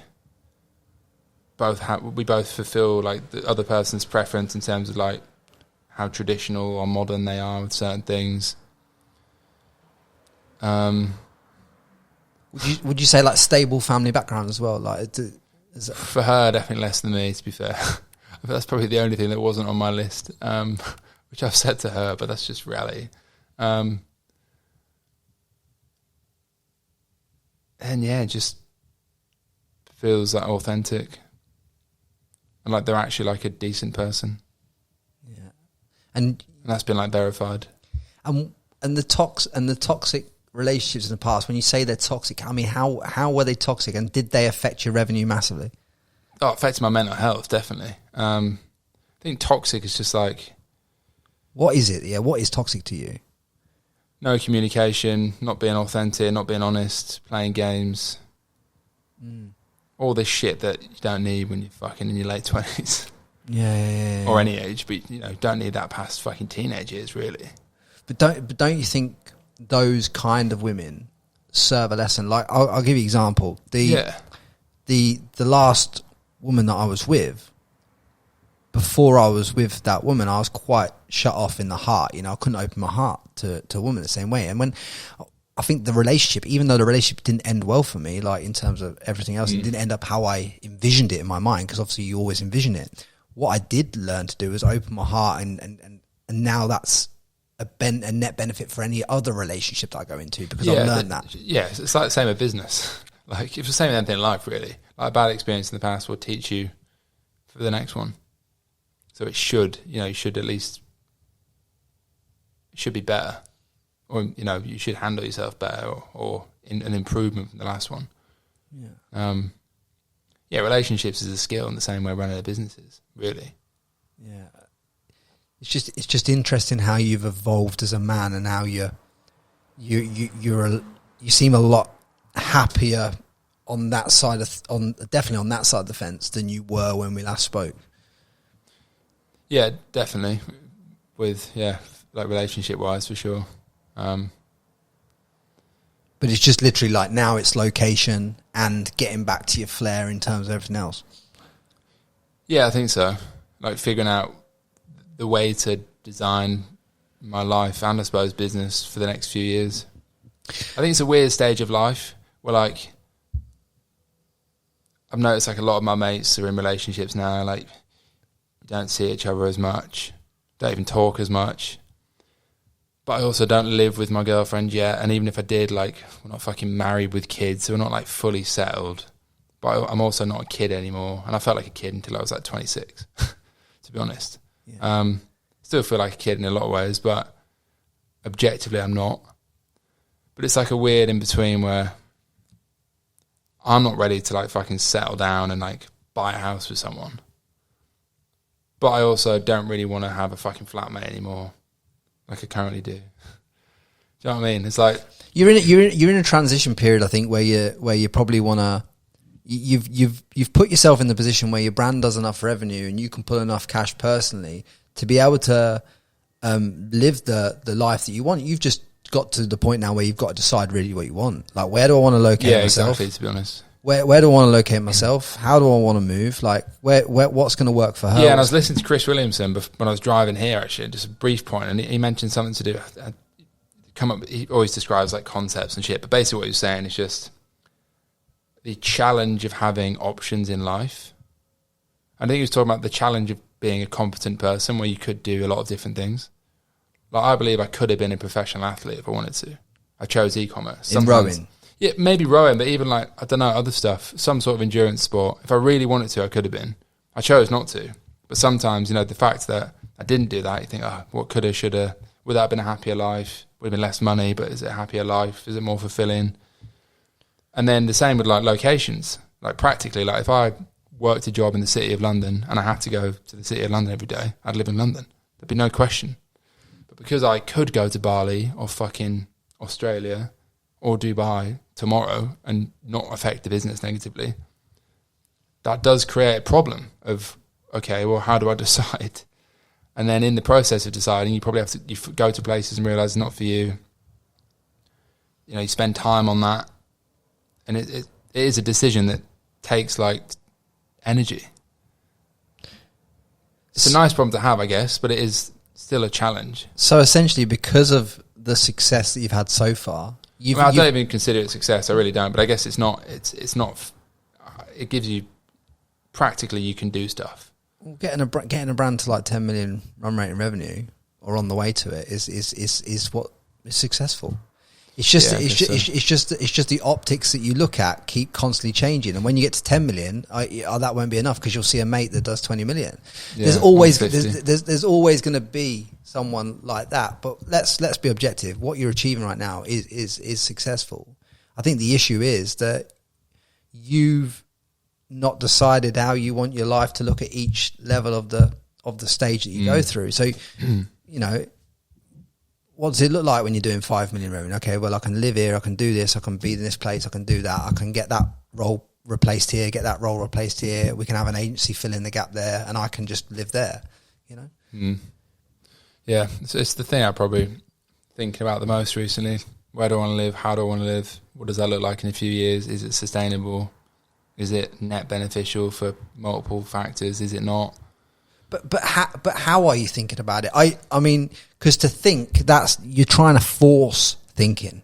Like I some of the best decisions I've made, I've done because I felt in my heart, I felt in my soul that I need to go. Yeah, like I definitely feel intuitively like I want to leave Central London. That's been there for a while now. Yeah. So that's the big one. I think that's the first thing I'll do, and I'll see what happens.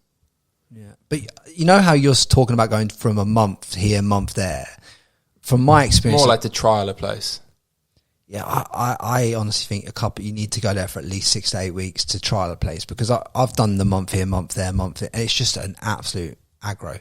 But you book a month and then you stay there. Like I went to LA, I went there for a month, and I went there for 1 or 2 weeks. It was all right, and then I extended my stay for another month, and I hated life. Like it just wasn't, the energy wasn't right for me. I think you probably have to book a few weeks and then extend a month after that. But trying to do places a month at a time is just a nightmare. Yeah, I guess trial a place until you find that it's where you want to be. But you think probably Bali?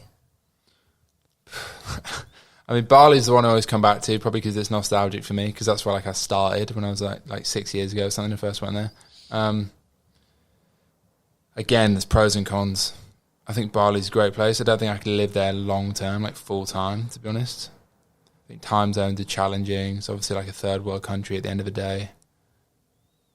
It's a bit corrupt. Not that there's really any issues you hear about that, but I do think somewhere like Dubai is probably a nicer in between potentially. So it's got the sun. I think the fact it's a few hours ahead is actually better than being on UK time zone in terms of lifestyle. I think Dubai is a great crowd. I think Dubai is a great But then I'm option. also hearing a lot of people saying they don't like Dubai, they move to Spain now. And I think Spain is like a dark horse. I really like Marbella and stuff. I'm actually going to Barcelona tomorrow. I would prefer Spain over Dubai, simply because I like nature and I like my walks. I like a proper beach. I find Dubai very artificial. Like, I suppose that if I had to, I could live there 6 months a year. The other 6 months, it would just kill my soul. Yeah, like, I do agree with that. I've never spent a long time there, but been there like 5-6 times. I do see and feel that high level. Yeah, because it's just there's only so many times you can walk around the marina or walk around. Or go to a fucking restaurant with everyone filming everything. And it's very similar. Same type of people. Same shit. Like, it's just all absorbed in the gluttonous culture of materialism. Like, essentially is what it just kills my soul, mate. Yeah. I honestly have to even when I got back this time and I just walked around the English countryside, it was like a weight had just lifted off me. Like everything. I was in a sub penthouse apartment that's multi-story, a 2-story apartment, 2-bed, and I'm not even joking you. I was sat there one day and I thought to myself, what am I doing here? Like this, I literally booked my flight back like 11 days early because I was like, it's too fucking hot out there to walk. Yeah. It's killing my soul being in it. It's killing my vibe. And then as soon as I got back to England and walked in a bit of nature and got in the countryside again, it was elite. Yeah. So it's like, build your life how you wanna roll with it. Yeah. But I don't think you got any excuse now when you talk about what you've achieved to not do that. What is the biggest lesson since our last podcast that you've learned that you can't deny now you've seen it? Probably that it's possible to enjoy your life and make big progress and be productive. I think I've been lying to myself that you can't, and it comes from like a negative place. So what are you doing to get to the bottom of why that comes into your life, and why that is your thought process? Well, I think a lot of it just comes from like past trauma, from like previous business failing and feeling like a useless piece of shit and all that sort of stuff. I think the practical factor is like, what am I doing? Trying to spend less time on a screen, trying to hire people so I don't have to be in the, the hustle, staring at the screen all day, which I still am right now, but eventually going to different places. But what you're essentially talking about is an internal conversation that needs to be changed. How are you going about changing it? Because we've talked about this internal conversation before, and you still have that same internal conversation. Yeah, you've got a better relationship now. Yeah, your business is earning more money now. Yeah, you're in a way better place than you were then. But what are you doing to get rid of the internal conversation? Oh, I think that's the funny that I'd be a billionaire because I sell it to everyone in glass bottles. Well, I mean, you that's the age-old question. Well, would you ever consider doing like therapy to I have before many times. Never consistently. Maybe I'm at the point where I need to go to fucking some shaman in Costa Rica and do ayahuasca. But do you honestly feel like you've done nothing then? Yeah, largely. But what do you think drives that though? Don't know, like maybe childhood or something. No, I don't want to wash over it. But like, when you look at what you've achieved, see, from the outside, I look at what you've achieved. I know other people look at what you've achieved, and they're like, "Fucking hell, he's done so fucking well." But then you look at it and you're like, "Nah, mate, I've done nothing." Like, what thought in your mind leads you to that internal conversation? Probably largely, to go off my gut instinct, that question is because I know people that are miles ahead and they're no smarter than me. Yeah, but so they can do it. Why can't I? No, but and no one's saying you can't. That's the thing. Okay, if they've done it, why haven't I yet? Because everything happens at the right time in the right time frame, and you've tied. I tell you what's happening here. You're tying yourself to an unrealistic time frame. But but all you've got to do is say, right, this is the goal, and you'll get to the goal. It doesn't have to be if it's in 5 years instead of 3. Why are you getting on yourself about that? If you get to, I'm aware of that. If you get to 50 million, Matt, right? If you get to 50 million, but it takes you 16 months more than you in your head agreed, you'd be angry about it because of your internal conversation. But it's bullshit because you got there. It's like I could get agitated. Yeah, I guess it's just I always feel like I'm getting old and like life's going to pass me by, and so I want to do it all. How old are you? 28. Bro, I'm 36. Right. Objectively, in terms of revenue numbers, you're way more successful. Your brand does way more money than my brand. You turn over more money. What do you want me to get depressed about it? No. Do you know what I'm saying? But then I turn over less money. But what do? I use my money in a different way than you do, and I use it to access locations that make me happier, like throughout the year.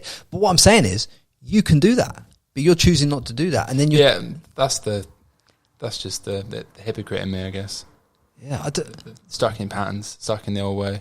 But mate, I want to get an agreement from you that you're gonna fucking get into not just telling me. I think the location is the start for making that change, really, because I think I associate a lot of past thoughts or like pain with a certain location. So I've dealt with pain in certain areas of my life, and I've used mushroom journeys, breathwork journeys. I know you've talked previously about a breathwork journey. Freed a lot of emotion for you, right? Yeah, I tried that. It was pretty mad. I don't know whether you felt a release in terms of crying or whatever, or however your emotions came out, but emotions are stored in you at the cellular level, and you need to get them out of your system so that you can free yourself from these past patterns and this and the other. And like I said, like mushroom journeys do it. Ayahuasca that you're talking about does it. I haven't done that. I've done DMT. You've got all these modalities, and if you get the right person to guide you through these, you can free yourself from a lot of shit, mate.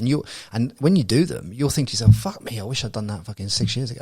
Yeah. Because honestly, mate, when I see what you've done and what you've achieved, and then I hear the way that you talk to yourself, it's like, fuck me, bro. Like, why would you talk to yourself like that? Basically, let me ask you a question. Would you talk to your friends in the same way that you talk to yourself? It's a typical thing that everyone can give advice but can't take their own. That's the pattern. But mate, I mean, I'd love to see when we do episode 3. I'd love to see this pattern. The trilogy.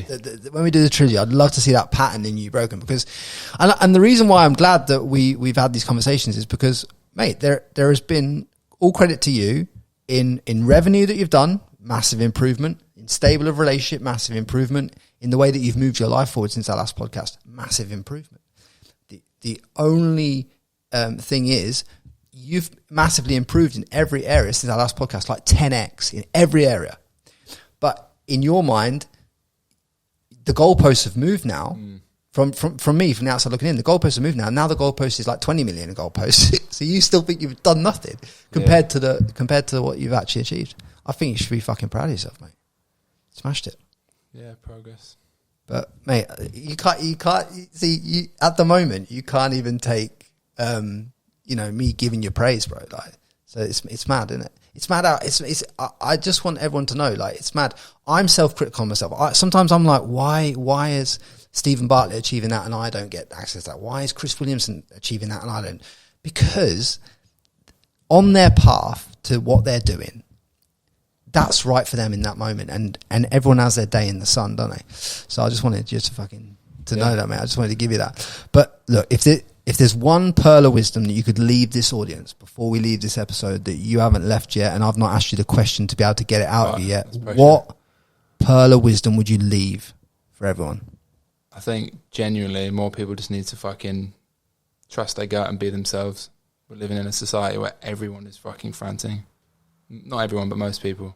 It's actually quite rare to be authentic these days, especially online. I don't think it's like a genuine cancer of our generation. Where's a place that you've previously fronted and only just discovered yourself? I mean, just look back at my old Instagram, probably just flexing with cars and shit. I mean, that was me at that time, to be fair. But